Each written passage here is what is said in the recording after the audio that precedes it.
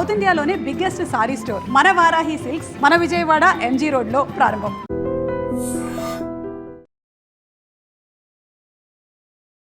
నమస్కారం, welcome to I dream. ధర్మ మార్గం విత్ విజిత కార్యక్రమానికి స్వాగతం.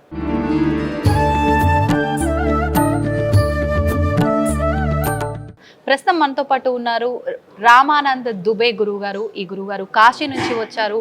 విశేషంగా గురువుగారు కాశీలో స్వామివారికి సప్తార్షి హారతి ఇస్తూ ఉంటారు. గురువుగారితో మాట్లాడి కాశీ క్షేత్రం యొక్క మహత్యం గురించి అడిగి తెలుసుకుందాం. నమస్కారం గురుగారు. नमस्कारम. हर हर महादेव. हर हर महादेव. गुरुगारू, काशी का महत्व क्या है? काशी का तो बहुत विशेष महत्व है. विश्वेशो न समो लिंगो न काशी सदृशी पुरी मणिकर्णिका न समो तीर्थो अखिल ब्रह्मांड गोलके.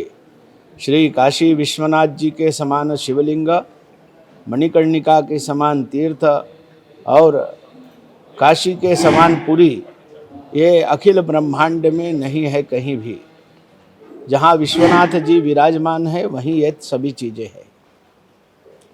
दक्षिण प्रदेश का, दक्षिण भारत का काशी के प्रति विशेष आकर्षण और श्रद्धा और भाव समर्पण सभी कुछ आदिकाल से रहा है.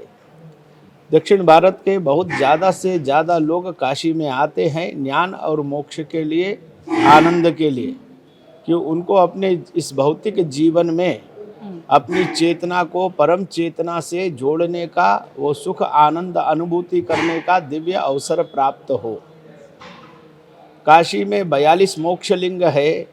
श्री काशी विश्वनाथ प्रधान ज्योतिर्लिंग है और उनके साथ में 42 मोक्षलिंग है. नवदुर्गा, नवगौरी, अष्टभैरव, 56 विनायक इत्यादि 12 आदित्य इत्यादि देवता सभी गण हैं वहाँ पर. मगर इतना यात्रा करना तो सभी के लिए संभव नहीं है. जो काशी में एक दिन के लिए जा रहे हैं, 3 दिन के लिए जा रहे हैं, क्योंकि भौतिक जीवन के सभी कार्यों को देखते हुए उनको ये तीर्थ यात्रा भी वो करते हैं.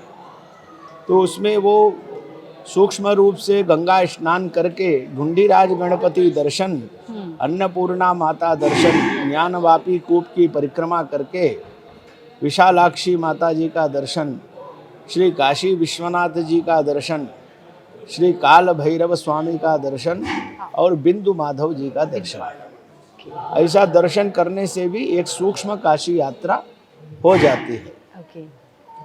काशी क्षेत्र का इतना विशेष महत्व है कि अगर आप काशी में प्रवेश करने मात्र से आपके जितने भी पाप राशि है वो सभी नष्ट होकर के पुण्य राशि में बदल जाते हैं. मनोनिवृत्ति परमोपशांति सा तीर्थ वरया मणिकर्णिका च ज्ञान प्रवाहा विमलादि गंगा सा काशिका हम निजबोध रूपा. जहाँ मन को निर्वृत्ति मिले, मन को निर्वृत्ति मिलना बहुत कठिन काम है.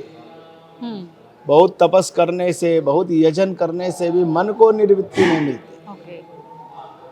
वहाँ मन को निर्वृत्ति मिलती है, परा शांति का अनुभव होता है. ऐसा मणिकर्णिका तीर्थ है. मध्याह्न काल में मणिकर्णिका स्नान करने वाले को कितना पुण्य है ये स्वयं देवता भी नहीं बोल सकते हैं. पुण्यम न वक्तुम क्षमः.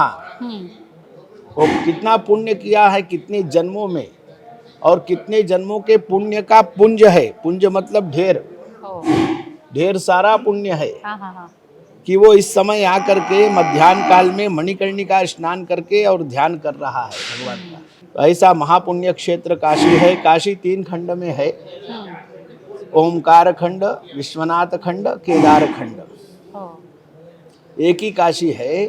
वो 3 खंड में विराजमान है. क्या क्या विशेष है? एक ओमकार खंड का अलग विशेषता है, विश्वनाथ खंड का अलग विशेषता है, और केदार खंड का अलग विशेषता है.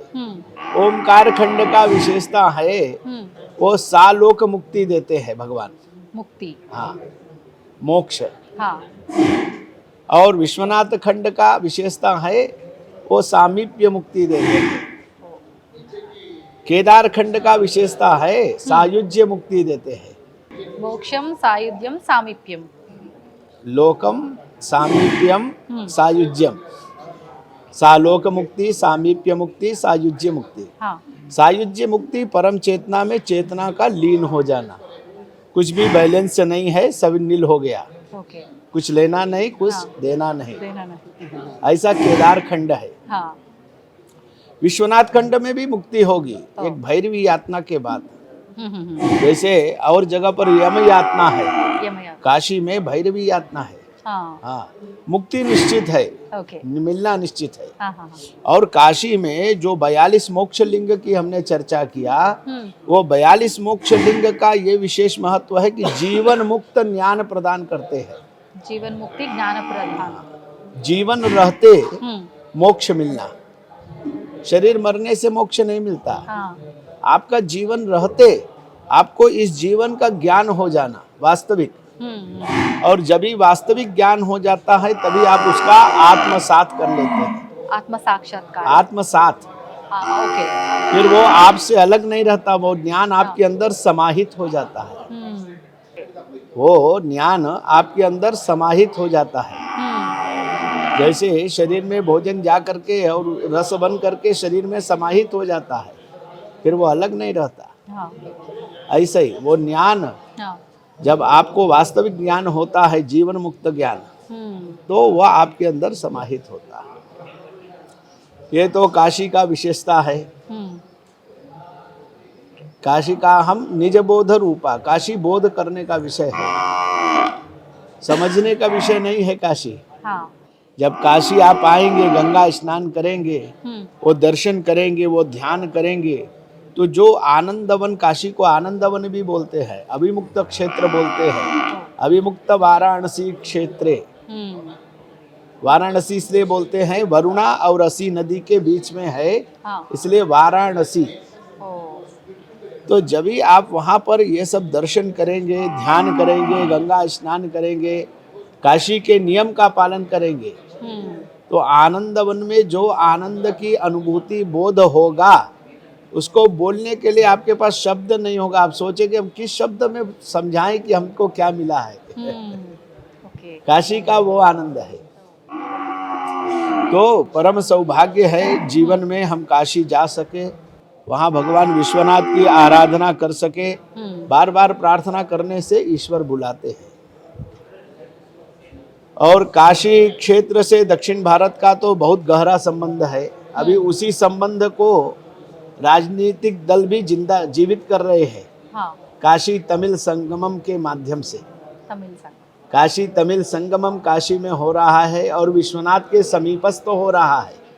विश्वनाथ जी का जो कॉरिडोर बना है, वहीं पर पूरा व्यवस्था बना करके काशी तमिल संगमम हो रहा है, जिसमें नव संविधानम के लोग भी आए थे, जो तमिल क्षेत्र के आगम शास्त्र के मुख्य लोग हैं। वो लोग भी काशी तमिल संगमम में सर्वप्रथम वही लोग आए थे। अभी और लोग भी जो मुख्य तमिलनाडु क्षेत्र के हैं, कर्नाटक क्षेत्र के हैं, दक्षिण भारत में, वो सभी लोग आ रहे हैं और काशी पर विशेष चर्चा कर रहे हैं कि काशी में और अच्छे से अच्छा क्या किया जा सकता है, जो प्राचीन संस्कृति को रखते हुए नवीनता प्रदान कर सके। और दूसरा, ये भाग्यनगर क्षेत्र में भाग्यनगर में रामभद्र क्षेत्र में हम लोग आए हैं। हाँ। संतोष शर्मा जी काशी आए। काशी विश्वनाथ को प्रथम निमंत्रण उन्होंने सहस्त्र चंडी का दिया। हाँ। और फिर हमको निमंत्रण दिया कि आपको भी आना है। और इस सहस्त्र चंडी की सबसे बड़ी विशेषता है राम तारक मंत्र सहित सहस्त्र चंडी महायज्ञ, जो मात्र लोक कल्याणार्थ है। इसमें दूसरा कोई भी भाव नहीं है। लोका समस्ता सुखिनो भवन्तु, ऐसा उद्देश्य से है। यहाँ पर गौशाला सामने उपस्थित होने से यज्ञ साधन भूताया विश्वस्या गौपनाशिनी विश्वरूप धरो देव प्रियताम मनया गवाह। जहाँ गौशाला है, गौ जहाँ भी है, वो यज्ञ करने का साधन है। हाँ। सर्वप्रथम तो गौशाला होना, देवालय होना, वेद पाठशाला होना, यज्ञ अपने आप प्रतिदिन यज्ञ ही हो रहा है यहाँ। हाँ। मगर अभी एक अनुष्ठान से संबंधित होकर के देवी का दिव्य सहस्त्र चंडी यज्ञ कर रहे हैं। देवी की परिकल्पना बहुत विशेष है। हाँ 33 कोटि देवता, सभी ब्रह्मांड में जितने तत्व हैं ये सभी मिल करके एक ऊर्जा उत्पन्न होती है, वो देवी है। और देवी सूक्ष्म रूप में हर जगह विद्यमान है। हाँ हर हर महादेव हर। नमस्कार गुरु। नमस्कार। దీన్ని తవ్వుతూనే శివలింగం పరమాత్మకు జీవా సరే దాన్ని అట్లా కప్పేసేయండి, చూపించదండి. Krishna is there.